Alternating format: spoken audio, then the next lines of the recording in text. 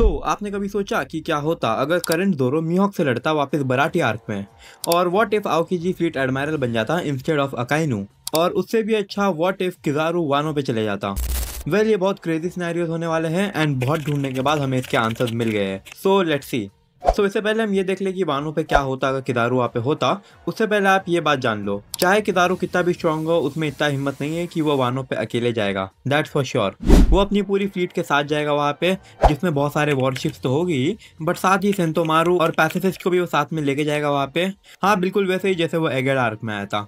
तो देखो, जो भी रेगुलर बीच पायरेट्स के मेंबर है वो इतने ताकतवर नहीं है, तो सेंटोमारू और बाकी सब बड़े आराम से उनको हरा देंगे, जिससे किदारू ये सब छोटी मोटी लड़ाई को छोड़ के सीधा जाएगा मेन बैटल पे। तो रास्ते में किदारू नामी, उसॉप, ओटी और पेजवन ये सब से भी मिलेगा। और जितना हम किदारू को जानते हैं, मेरे को नहीं लगता कि वो बॉदर भी करेगा उनसे लड़ने के लिए।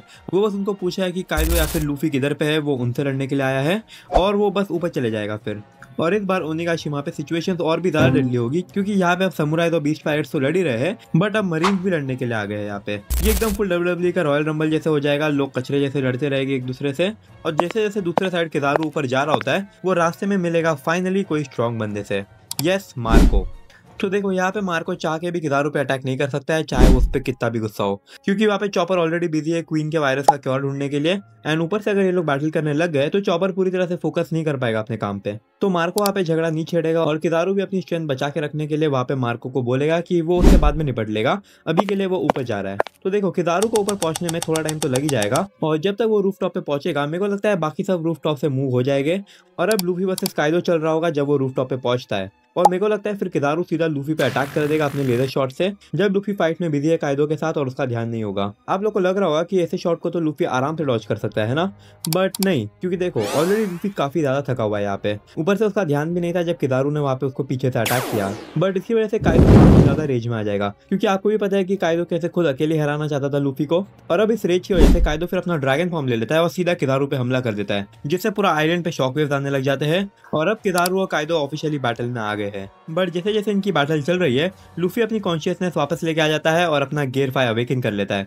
एंड जैसे वो अपना गियर 5 खोल लेता है, वो सीधा जाता है काइडो के पास फाइट को ज्वाइन करने के लिए। वो सीधा जाके किदारू पे अटैक कर देता है। वो एक बढ़िया सी किक देकर उसको हिलाई देता है अपने गियर 5 का यूज करके।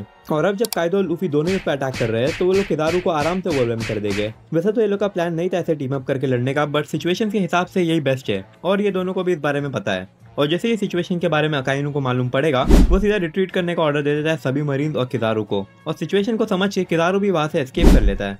फिर वही बैटल ओरिजिनल स्टोरी ऐसे चलती है लूफी और काइडो की, और Luffy in the and Kaido को फिनिश कर देता है ऑफ कोर्स। तो हम कह सकते हैं कि अकाइनू का डिसीजन सही था किदारू को वहाँ पे वानो पे ना भेजने का। ओके, सो ये सिनेरियो काफी ज्यादा इंटरेस्टिंग था।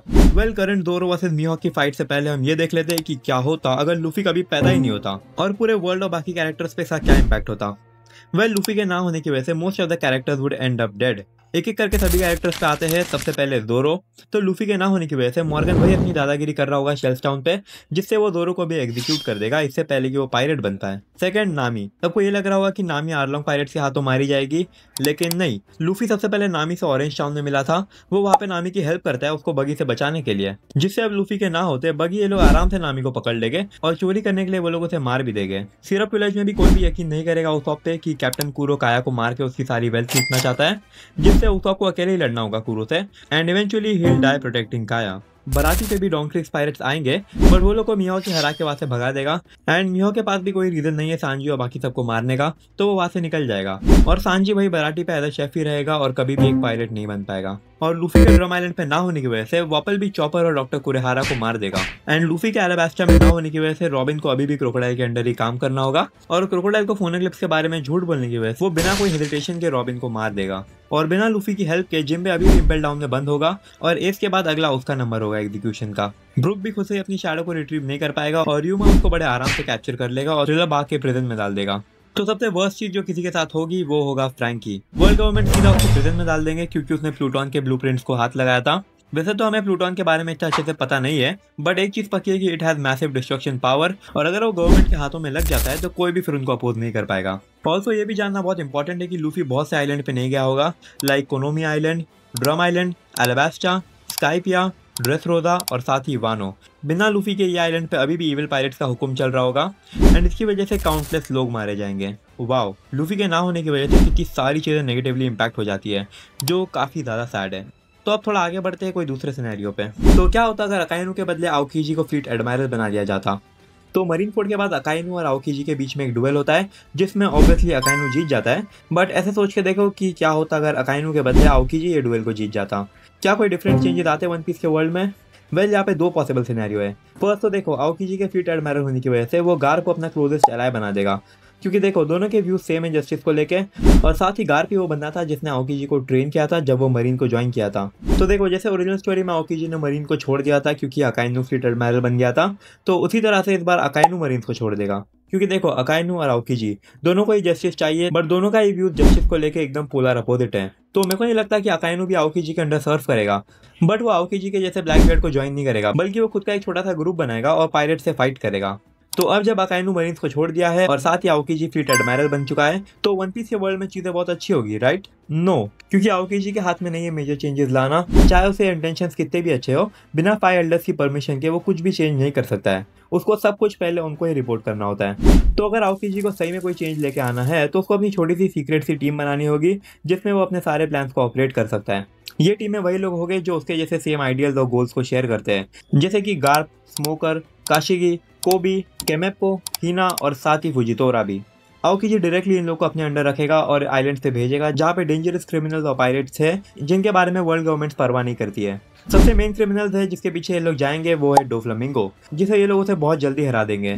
एंड जब लूफी ड्रेसरोदा पे पहुंचेगा, डोफ्लामिंगो ऑलरेडी मर चुका होगा। बट यही सिनेरियो का एक बुरा साइड भी हो सकता है। तो देखो, आओकीजी का सेंस ऑफ जस्टिस अलग है और मोस्टली सभी एल्डर्स और वर्ल्ड गवर्नमेंट वाले अकाइनू को ही प्रेफर करते हैं उसके जस्टिस की वजह से, और साथ ही वो इजी टू कंट्रोल भी है। तो अगर ये एल्डर तो सभी लोगों ने इमू को कैसे भी कन्विंस कर लिया, तो उनके लिए मुश्किल नहीं होगा आओकीजी को मार देना या फिर परमानेंटली उसकी पोजीशन को हटा देना और कोई दूसरा इविल बंदा जो अकाइनू जैसा ही है उसको ये पोजीशन दे देना, जो बहुत टेरिफाइंग होगा। क्योंकि एक तो अब फ्लीट एडमायरल कोई इविल बंदा है और ऊपर से एक अच्छा बंदा भी मर चुका है जिसका सेंस ऑफ जस्टिस बाकियों से थोड़ा अलग और अच्छा भी था। वेल, काफी ज्यादा सैड होता है ये सिनेरियो।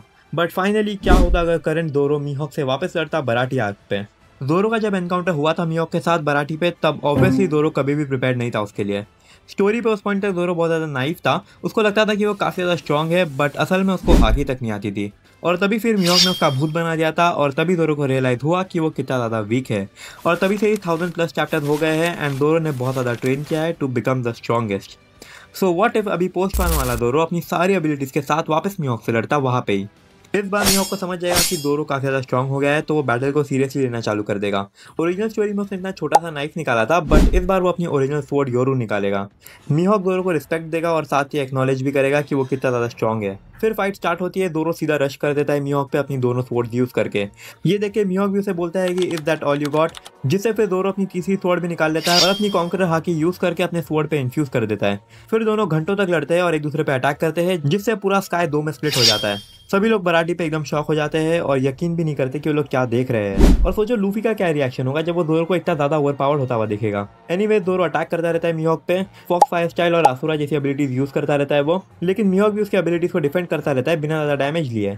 लेकिन जैसे ही फाइट आगे बढ़ते जाती है, दोनों ही काफी ज्यादा एग्जॉस्ट होना चालू हो जाते हैं। फिर जोरो अपना फाइनल ब्लो लैंड करने के लिए रेडी हो जाता है, वही सेम जो उसने किंग के सामने यूज किया था, 103 ड्रैगन मर्सिस डैमिनेशन, जिसके काउंटर में मीहॉक भी अपना स्ट्रॉन्गेस्ट अटैक निकाल देता है। पूरे ग्राउंड में डस्ट हो जाती है और जब डस्ट क्लियर होता है, वहाँ पे जोरो जमीन पे गिरा हुआ होता है एंड मीहॉक फाइनली विनर होता है इस बैटल का। बट मीहॉक यहाँ पे जोरो को नहीं मारेगा, उसको उसमें बहुत ज्यादा पोटेंशियल दिखता है, जिससे वो उसको और भी ज्यादा स्ट्रॉन्ग बनने के लिए मोटिवेट करेगा और साथ ही वो जोरो को एक राइवल मान के चलेगा आपसे। वेल, वीडियो खत्म यहाँ पे। कैसी लगी सारी थ्योरीज कमेंट में बताना, बाकी सब्सक्राइब एंड हाइप कर लेना एंड यस, बाय।